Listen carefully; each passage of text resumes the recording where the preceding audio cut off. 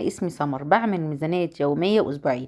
ميزانيتي بتبتدي من أول 200 جنيه لحد كل الأرقام بقى 3000 5000 1000 2000 على حسب ميزانيتك اكتبيها، وأنا إن شاء الله وفضل من الله هعمل لك ميزانيات بأقل الأسعار. جبت كيلو ونص بطاطس رفيعة زي ما انت شايفة، قشرتها وقورتها وغسلتها. ده كان بالنسبة للبطاطس. قلب البطاطس بقى انا خدته برضو اللي احنا قورناه، وبرضو همسكه هستخدمه. اكيد عرفت انا هعمل ايه. ال 150 جرام هيكفوا يا سموره؟ اه والله العظيم هيكفوا. وخدت 4 طماطميات كبار، دول اقل من نص كيلو. صلي على الحبيب قلبك يطيب. بالنسبه لكميه اللحمه، فاحنا ال 150 جرام هحط عليهم 300 جرام بصل.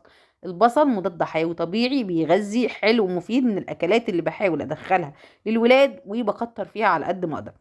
ادي هم ال 150 جرام حطيتهم قدامك في الطاسه. ومن الناحيه التانية هبدا ادي البطاطس تشميعه كده حلوه صغيره عشان اعرف احشيها. اكيد عرفتي انا هعمل ايه. صلي على الحبيب قلبك يطيب. طب يا سمر ال 150 جرام دول هيكفوا؟ اه والله هيكفوا، عشان كده جايبالك كل التفاصيل. ال 150 جرام لحمه اديتهم تشويحه، نزلت عليهم معلقه من الثوم وبرده هشوحها. وجايبه قدامك اللحمه اهي بفتفتها قدامك عشان ما تقوليش دول ازيد من 150 جرام. والله هم يا بنت الناس ال 150 جرام، ونزلت عليهم ب 300 جرام من البصل او 250 جرام بصلتين كبار كده. وبرده هديها تشويحه. لو عايزاها بفلفل سبايسي حطي قرن فلفل سبايسي زي ما انا عملت كده، قلت من هيزود القيمه والكميه في نفس الوقت. وبهاراتي ملح وفلفل والسبع بهارات. السبع بهارات بستخدمها في كل الاكلات، حتى في تتبيله الفراخ. اساسيه، بصي، اهم من اي حاجه ممكن تستخدميها. والطماطم مسكتها ضربتها في الكبه وحطيت عليها نفس البهارات. ولو عندك معلقه صلصه حطي، ما عندكيش حطي معلقه كبيره من البابريكا وانت بتضربيها في الكبه. ده كان بالنسبه للصلصه. جهزت الكلام ده كله وهبدا احشي. عايزه اقول لك البطاطسايه مش هتاخد معلقه صغيره من اللحمه المفرومه. يعني الكميه اللي انت شايفاها دي هتكفي كل كميه البطاطس، وكمان هيزيد شويه هحطهم مع شويه تقوير البطاطس اللي انا قورتهم من تحت. بالنسبه للحمه المفرومه، انا كنت جايبه الربع كيلو من عربيه القوات المسلحه ب50 جنيه. عربية القوات المسلحة مش طول الوقت لحمتها بتبقى حلوة، ولا طول الوقت لحمتها بتبقى وحشة. خلي عينك ميزانك زي ما انا قلتلك كده. هنا البطاطس كانت سخنة واللحمة سخنة، فبعملها بالمعلقة عشان ما تلسوعش. الناس اللي بتقول الاسعار دي مش موجودة، يا جماعة الاسعار موجودة وفي كل حتة، بس في الاماكن تحت زي عين شمس، شبرا، حتة اسمها نزلة ايوب او منطاي حاجة كده. انا لما بجيب الحاجة من جنب في الشروق والله بجيبها باسعار غالية جدا وبيضحك عليا زيكم. بس صراحة ما بجيبش غير في الضرورة بقى. لما بنزل عند ماما او عند حد من قرايبي بجيب، وبجيب اسعار اقل كتير من هنا. الرز كمان عملت معاها شوية رز بشعرية. الرز كنت بجيبه ب24. الشهر ده اللي هو شهر 10 فعلا غلي بقى، يبتدي من 26، فانا جبت ابو 26. بيبقى بلدي، في شوية مكسر بس تمام وشغال ما بيقولش لا.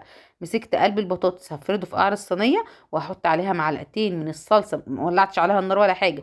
الصلصة دي هي اللي احنا ضربناها في الكبة مع بعض، بس حطيت عليها معلقة كبيرة من البابريكا وملح وفلفل والسبع بهارات، ومش هحط زيت، البطاطس مليانة زيت.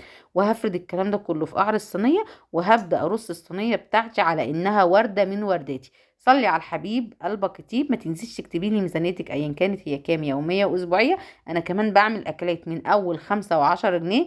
ايوه زي ما انت سامعه كده، لسه في اكلات ب10 وب5 جنيه.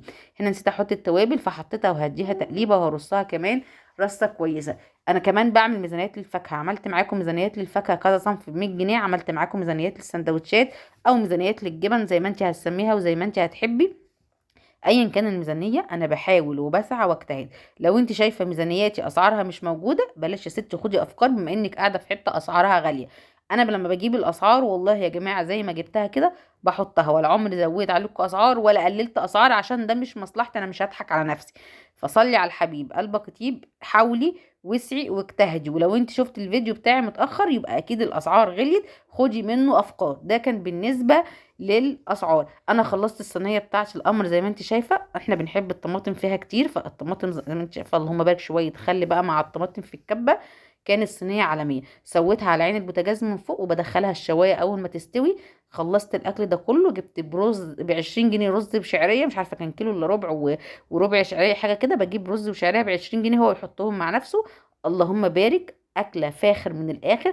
دي كفتنا لمدة يومين، احنا 4 افراد بنتغدى بس، والعشاء بيكون حاجة تانية.